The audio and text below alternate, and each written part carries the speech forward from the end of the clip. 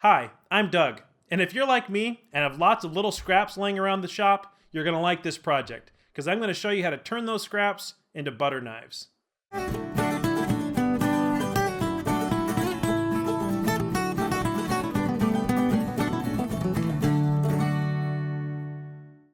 This simple and quick project uses primarily the bandsaw and some sanding tools, but the result is a beautiful knife that can be used to spread butter or other soft spreads. You can make one of these in less than an hour and with a fairly small scrap of wood you probably have laying around your shop. Grab the templates from my website and we can get started. When you are selecting the stock for this project, keep in mind the knives will be fairly thin, so choose stock that has a nice straight grain. All three knives can be made with 3/4 inch thick material. For the larger knife, you'll want an 8 1/4 inch by 1 3/4 inch piece. For either of the smaller knives, you'll need pieces size 7 1/4 by about an inch. Mill flat, parallel sides on the stock in preparation of attaching the template.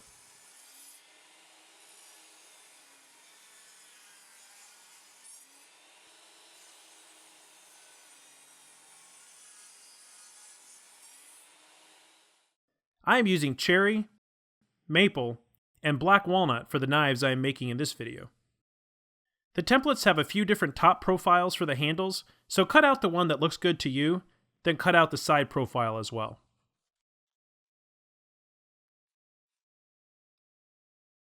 Using spray adhesive, attach just the top profiles to the wood. This project is fairly forgiving, so don't worry too much about the template being perfectly aligned with the piece. Over at the bandsaw, cut carefully just outside the line. If you take each knife in 4 cuts, you can keep your fingers well away from the blade. Now don't discard the sides you are cutting free, we'll need those in just a minute.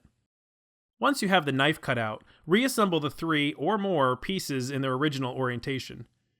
Using masking tape, tape the pieces back together. I've also seen Jimmy DiResta use hot glue in the corners of the wood to put them back together as well. At this point, you can attach the side profile using the spray adhesive. The knife templates are flat on one side, so do yourself a favor and align that side with the top of the wood. Back over at the bandsaw, again cut outside the line, this time along the side template profile. Once your cuts are finished, you can remove the extra pieces still taped together, and you'll have a really rough knife shape. If you go with a more defined handle, you may want to cut part of it back at an angle. This can be achieved using a saw and a chisel. Just be careful not to cut too deep with the saw. Don't ask me how I know that. Other than the finishing, the remainder of this project is sanding, and this is the part where you can have fun and really shape the knife to exactly how you want it. I started by removing bandsaw marks from the blade and partially removing them from the handle. It's not as important to clean up the handle just yet, since you'll be removing a lot of material as you round it over.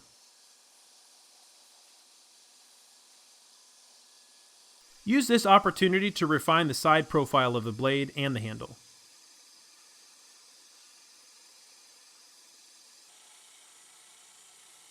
Once the blade is flat and the tool marks are removed, round over and really shape the handle. I was able to do 90% of this on my belt and disc sander. For the tight corners, use a 1-inch belt sander or a multi-tool like I did. The blade on the larger knife template makes it a little difficult to sand the bottom on the belt sander. I used a sanding attachment in my Dremel to refine and shape the handle.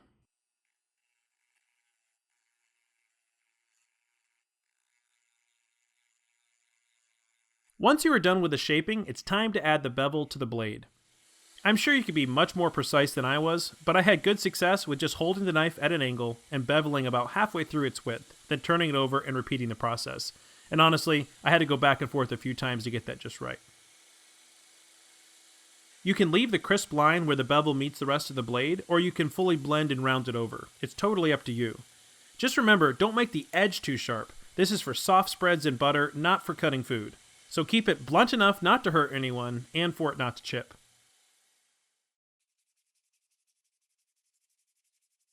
Hand sanding will probably be your best bet to refine the look before applying finish.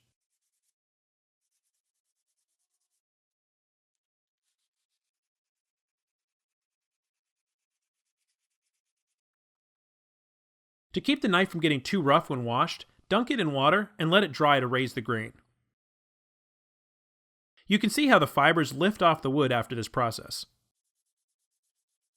A little more sanding, and the knives are ready for finish. Since these will be in contact with food, be sure to use a food-safe finish. I used my favorite mineral oil and beeswax blend. I first applied a liberal coating of mineral oil and let it soak in for a bit. After wiping off the excess, I applied a homemade blend of 4:1 mineral oil and beeswax.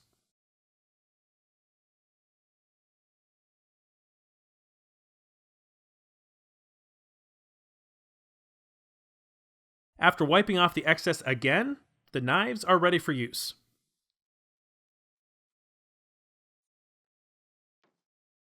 You might want to take them for a test drive with something like a toasted bagel and a liberal amount of softened cream cheese. Yum. I hope you found this process simple enough to try it yourself. The next time you find yourself with an extra hour, head out to your shop and make a few of these butter knives. If you enjoyed the video, please let me know in the comments below or by liking the video. And if you end up making this project, I'd love to see how it turns out. Post the photos online and tag me on Instagram or on Facebook. Thank you so much for watching, and I'll see you later.